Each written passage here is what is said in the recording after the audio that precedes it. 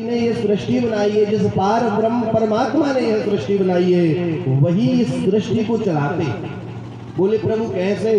तो किसी संत ने सुंदर वर्णन लिखा है कि रचा है सृष्टि को जिस प्रभु ने, वही ये सृष्टि चला रहे हैं।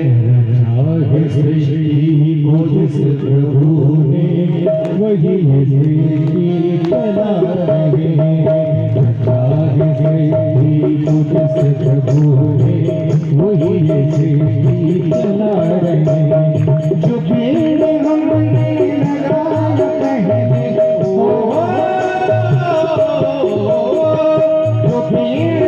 हमने लगाया पहले, उसी का फल हम अब पा रहे हैं।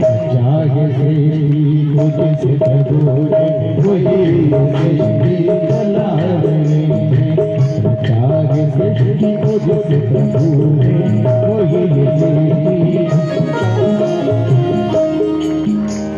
रचा है सृष्टि को जिस प्रभु ने, वही ये सृष्टि चला रहे हैं। और देखो आगे कितने सुंदर शब्द हैं। जो पेड़ हमने लगाए पहले, जो पेड़ हमने लगाए पहले, उसी का फल हम अब पा रहे हैं। जो जैसा पेड़ लगाता है, उसके जीवन में फल भी वैसे ही प्राप्त होता। आप आम का पेड़ लगाओगे तो आम का ही फल प्राप्त करोगे। आप बमूल लगाओगे तो बमूला की फल ही प्राप्त करोगे। जैसा फल आपको मिल रहा है, जैसा पेड़ आपने लगाया। इसीलिए जीवन में समय ऐसा निकालो कि पेड़ जो भी हम लगाएं, पेड़ लगाने का तात्पर्य है जीवन के कर्म। जैसे आप कर्म करोगे वैसा ही फल प्राप्त करोगे। कर्म करता चल फल की चिंता ना कर रहे इंसान, और जैसे कर्म करे वैसे फल देगा भगवान। अगर आपने जीवन में धर्म कर्म बच्चों को सिखाया है तो वो काम आएगा। बच्चे संस्कारवान बनेंगे, नीतिज्ञ बनेंगे, नियम अनुसार चलने वाले बनेंगे। और अगर हमने अपने बच्चों को संस्कार गलत दिए हैं तो वैसे हो जाएंगे। एक जगह कहीं हमने लिखा पढ़ा था आज मोबाइल में कि जिस गांव में बारिश नहीं होती, ध्यान देना, जिस गांव में बारिश नहीं होती, जिस जमीन पर बारिश नहीं होती, वहां की फसलें बिगड़ जाती हैं। और जिस परिवार में, जिस गांव में धार्मिक शिक्षा नहीं है, उस गांव की नस्लें बिगड़ जाती हैं। मोबाइल चलाते समय कभी कभी बहुत अच्छी चीज मिलती है, और कैचिंग पावर तो हम पे हनुमान जी की कृपा है, बड़ौदिया सरकार की। जीवन में हमें ऐसे ही पेड़ लगाना चाहिए जिनका फल हमें सुंदर प्राप्त हो। अब देखिए स्वयं सुखदेव जी राजा परीक्षित से कहते हैं, बोले राजन, जब मेरा पार ब्रह्म परमात्मा गिरधर गोपाल नटवर नंदलाल कोई इस धरती पर नहीं था, एक ही शक्ति, ब्रह्मांड की अंतिम शक्ति जिसको कहा जाता है दिव्य ज्योति।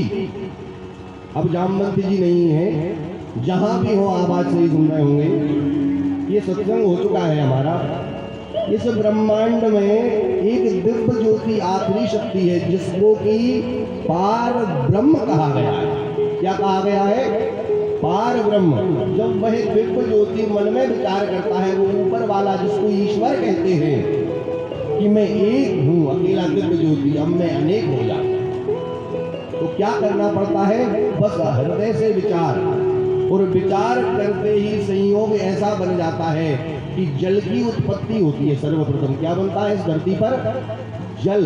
और जल के ऊपर एक इतना सा पत्र उत्पन्न होता है, यानी जल के ऊपर कुछ सहारा,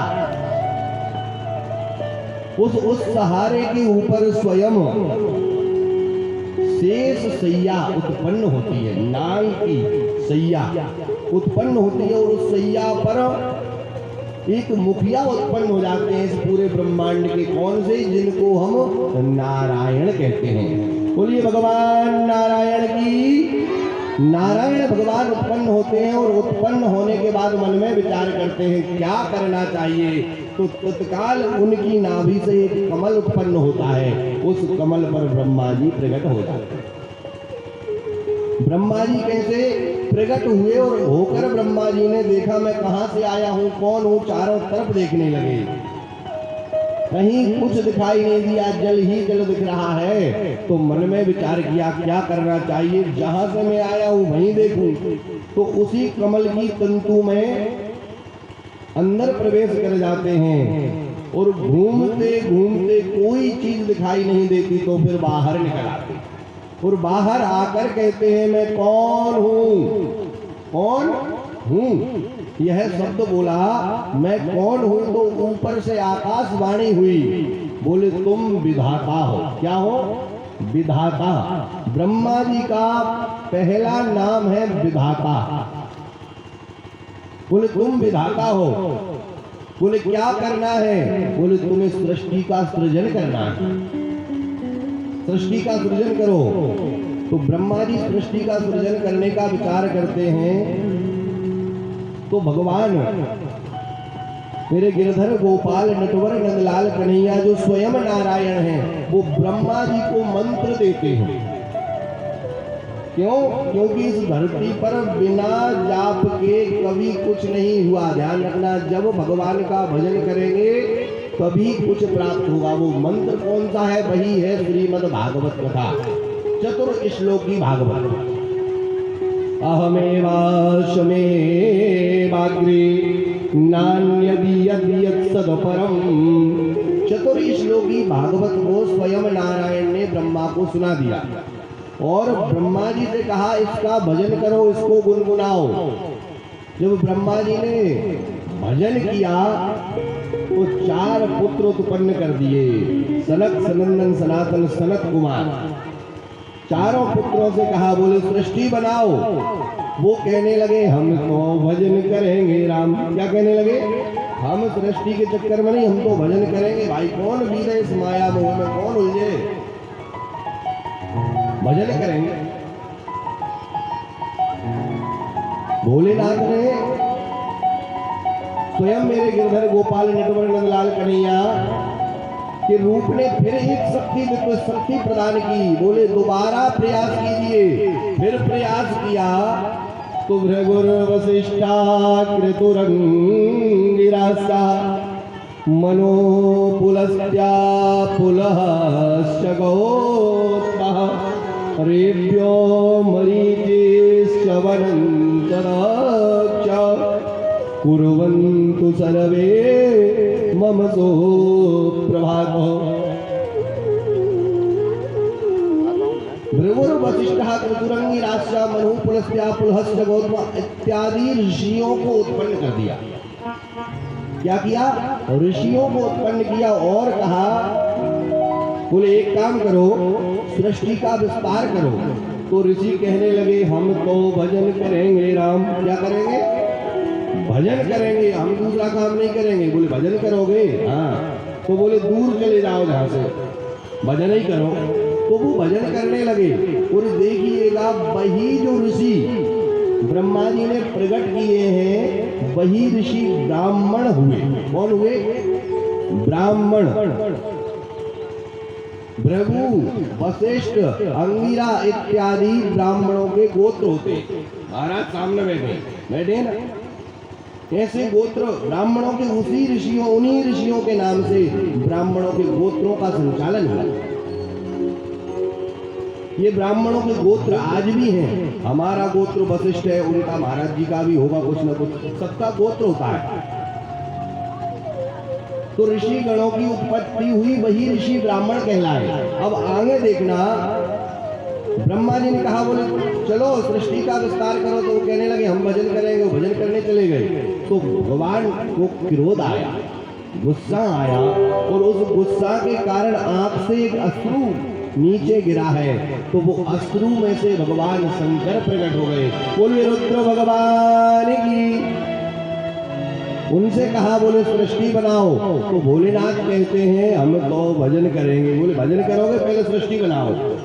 तो बोले सृष्टि बनवाओगे? बोले हाँ। तो उन्होंने भोलेनाथ ने आंखें बंद की और अनन्य प्रकार की सृष्टि का विचार किया। तो भोलेनाथ ने क्या बना दिया? सांप, घोड़े, बिच्छू, ततैया इत्यादि जहरीले जीव जंतु बना दिए। जहरीले जीव जंतु बना दिए। तो ब्रह्मा जी कहने लगे बस रहने दो, ये तो सृष्टि के विनाश की चीजें बना दी तुमने, है? तो बोले प्रभु हम तो ऐसे ही हैं, अगर और कुछ बनवावेगी क्यों, नहीं तो क्यों, भजन करेंगे। तो भोलेनाथ भजन करने लगे।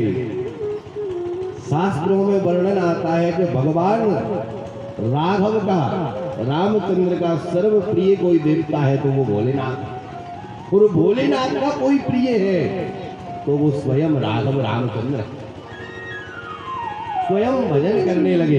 और देखिए जब अनन्य प्रकार के ऋषियों को उत्पन्न किया लेकिन कोई सृष्टि के लिए तैयार नहीं हुआ, तो दाएं भाग से मनु महाराज और बाएं भाग से शत्रुपा को ब्रह्मा जी ने प्रकट किया और कहा सृष्टि का सृजन करो। बोले कैसे करें? बोले मैथुन संस्कृति से करो, स्त्री और पुरुष का मिलन से जो संतान जन्मती है उस प्रकार से संतान को जन्म दो। शास्त्र कहते हैं, तुलसी बाबा रामायण में लिखते हैं कि स्वयंभू मनु अरु शत्रुपा इनसे वही नर सृष्टि है। फिर उनके द्वारा स्वयंभू मनु और शत्रुपा के द्वारा 5 संतानें जन्मी, 2 पुत्र और 3 पुत्रियां। पुत्रों के नाम है प्रियव्रत और उत्तानपाद, और कन्याओं के नाम है आपूति, देवहूति और प्रसूति। यह कन्याएं जन्मी। आपूति का विवाह दक्ष प्रजापति के छोटे भाई रुचि प्रजापति से कराया गया और देवहूति का विवाह करदम महात्मा से कराया गया। प्रसूति का विवाह दक्ष प्रजापति से कराया। उन्हीं प्रसूति का विवाह जो दक्ष प्रजापति से हुआ, उन्हीं दक्ष प्रजापति की कन्या से भगवान भोलेनाथ का विवाह हुआ, जिनको हम सती कहते हैं। इस प्रकार से वंश विस्तृत होते चले गए हैं। बोलिए वृंदावन बिहारी लाल।